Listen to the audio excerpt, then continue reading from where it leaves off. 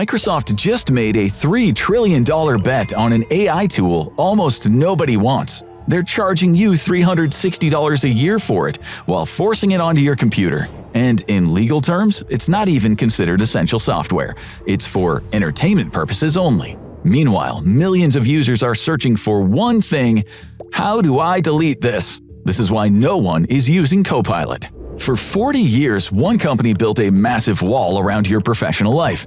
If you work at a desk, you live in Microsoft's world. Their strategy is simple: create a bunch of apps so essential that you were essentially buying the very air an office needs to breathe.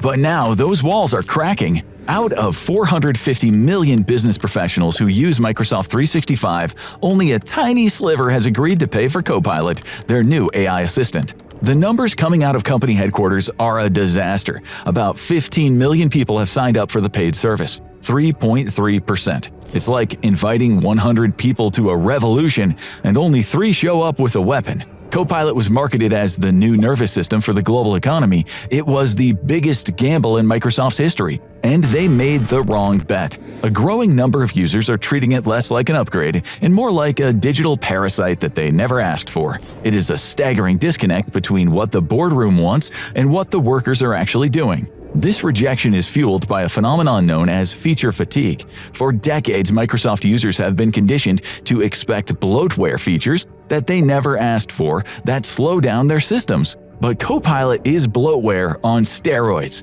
It eats RAM, it consumes bandwidth, and constantly demands attention. Copilot's icon on your taskbar has become a symbol of something that takes up space but gives nothing back. And it's leading to a tipping point: the Great UI Rebellion. Traffic to de-bloating websites has surged. Users aren't just avoiding the new features, they're actively searching for ways to remove them entirely.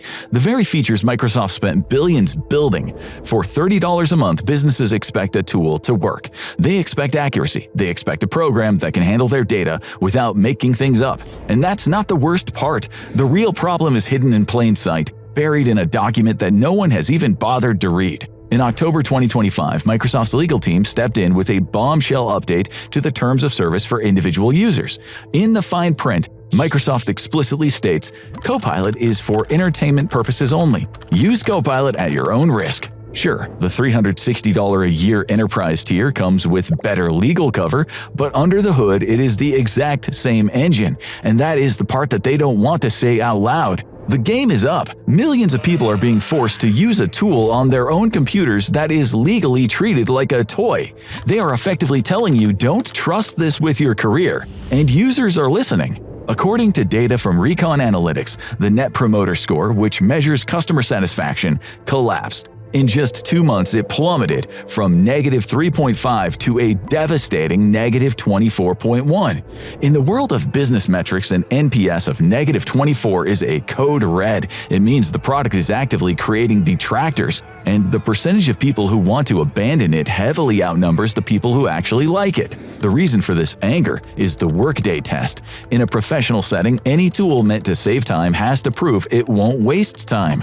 This is where the AI fails completely. Creatives say the text it produces feels hollow, robotic, and it lacks the nuance of human communication. It produces uncanny valley prose that takes more time to edit than it would have just taken to write it from scratch. Technical staff find the code suggestions are often wrong, or it uses outdated libraries, forcing them to double-check every single line. It's the hidden cost you pay when you use an assistant you can't actually rely on. If you have to watch your assistant's every move, you aren't using an autopilot, you're just babysitting a machine. This toxic relationship with Copilot peaked with the introduction of the recall feature. Microsoft marketed it as a photographic memory for your PC, designed to take a screenshot of your desktop every few seconds. The public saw it as something much darker. It was a gift to hackers and a total end to privacy. Security researchers quickly proved that this snapshot of your entire digital life was stored in plain text. This meant that anyone with access to your computer, no matter how small, could steal every password, every private chat, and every bank statement you ever looked at. The backlash was so violent that Microsoft had to pull the feature and retool it in a desperate attempt to save face. But the damage was done. When you force a surveillance tool onto 450 million people and then disguise it as an assistant, you don't get engagement. Users have started viewing their own operating system as an enemy, and it's why the delete button is winning. People are wondering if the machine is working for them or if it's reporting on them. This is where the software failure turns into an industrial death spiral.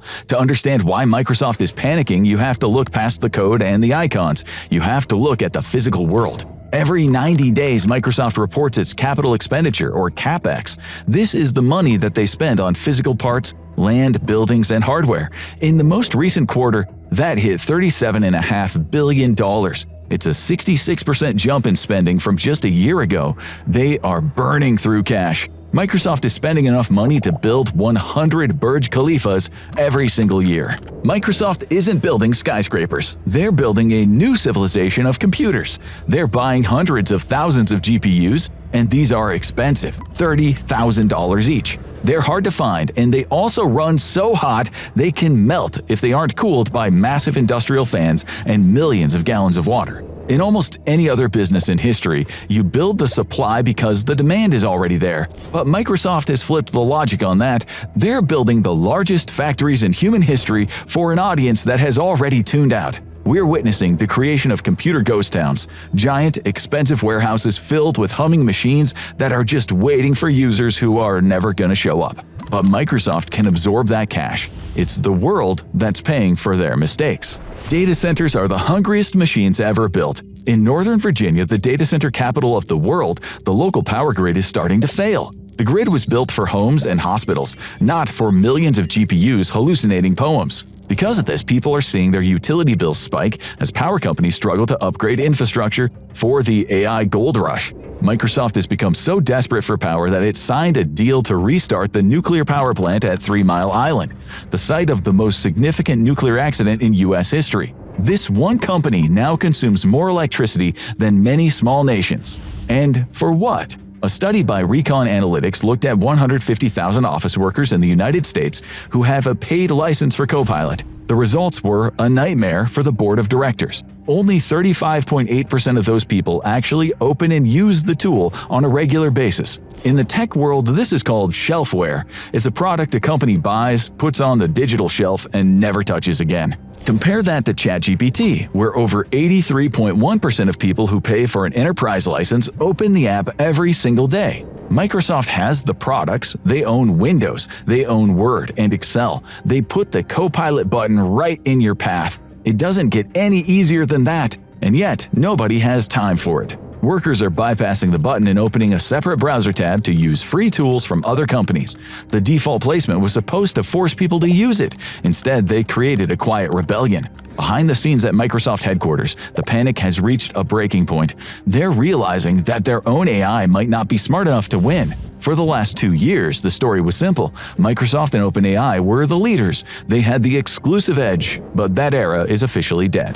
Microsoft has officially started integrating Anthropic's Claude into Copilot. While the PR team claims it's just about customer choice, it's because their own systems based on OpenAI's GPT are failing critical accuracy tests. By bringing in Claude, Microsoft is hoping that someone else's brain can save their brand. It's like Coca-Cola admitting their secret recipe just doesn't taste good anymore, so they started mixing in a little Pepsi just to keep people drinking it. In Copilot's researcher agent, GPT now drafts responses while Claude reviews accuracy, completeness, and citations. Microsoft claims this Frankenstein setup delivers a 13.8% improvement in deep research. Yet, even with the patch, the core problem remains. A standalone Copilot simply could not cut it for professional work. This multi-model approach is the smoking gun. Microsoft spent years touting exclusive OpenAI access as their unbeatable edge. Now they're diluting it with Claude Sonnet 4 and Opus 4.1 across Copilot Studio and Researcher. They're hoping a rival can salvage the product that they're charging an extra $30 for. It's a quiet admission that the, quote, most important product in company history isn't good enough on its own. The workers already know it. When given a choice, only 8% choose Copilot. They're clicking on that little blue icon less than ever, still reaching for alternatives. The crown is slipping and no amount of model mixing can hide it. The revolution Microsoft bet $150 billion a year on is being rejected one frustrated click at a time. Microsoft is losing 11-1 in the very Office suites they created and sell. The more people used it, the less they liked it. This new toy lost its shine pretty quickly. What was left was a tool that added extra steps to every single job. This is why the 8% number is so terrifying for Microsoft.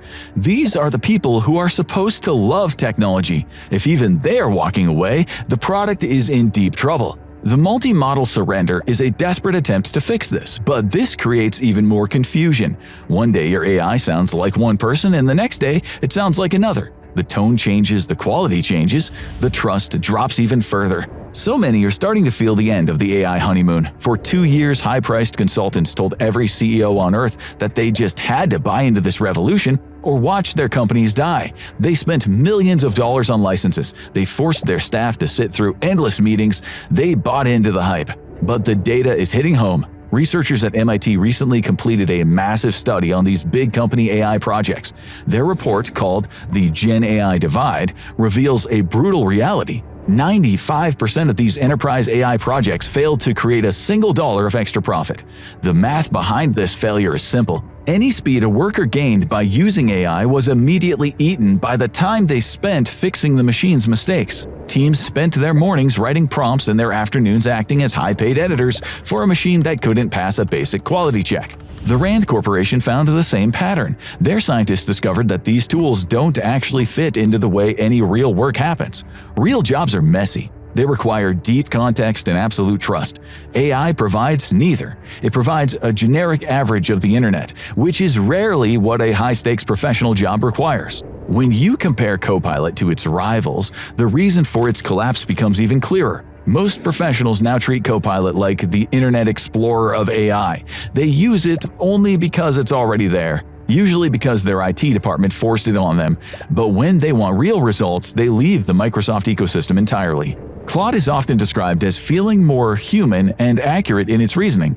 ChatGPT Enterprise offers a level of data control and speed that Microsoft's forced integration can't match. Workers are choosing to open up a separate browser tab and pay for their own tools, rather than use the free one that Microsoft placed on their taskbar. But the most extreme danger is hidden in the financials, and it should keep every Microsoft investor awake at night. Nearly half of Microsoft's cloud future now depends on a company that is not Microsoft. Around 45% of its remaining cloud commitments are tied to OpenAI, effectively turning one of the world's largest tech giants into a high-stakes partner in a single startup success. Microsoft has effectively bet half of its house on a partner that is burning through cash at a record pace. If OpenAI stumbles, or if the market realizes that these models can't produce profit, the Microsoft valuation won't just dip, it will crater. Microsoft has tied its reputation, its hardware, and its cloud future to a button on your keyboard that most workers are trying to hide or delete. They are resting a $3 trillion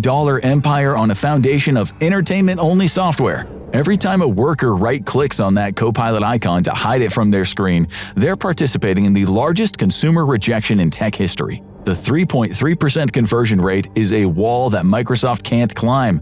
The 95% failure rate is a hole they can't fill. The great AI revolution was supposed to be the moment we moved into the future. Instead, it became a $37 billion lesson in what happens when a company is too big to listen to its own users. The fans in the data centers are still spinning, the servers are still humming, but the offices are quiet. The users have moved on, they have taken their computers back, and as the numbers come in, the only thing left to see is how long the bubble can stretch before it bursts. The era of forced AI is over, and when users walk away, the real fallout starts behind closed doors. Contracts get questioned, partnerships get strained, and the biggest alliance in tech suddenly looks a lot more fragile than it did on the way up. So what happens when the company funding the AI boom starts to rethink the deal? Find out in massive Microsoft divorce that will bankrupt OpenAI and ChatGPT forever. Or watch this video.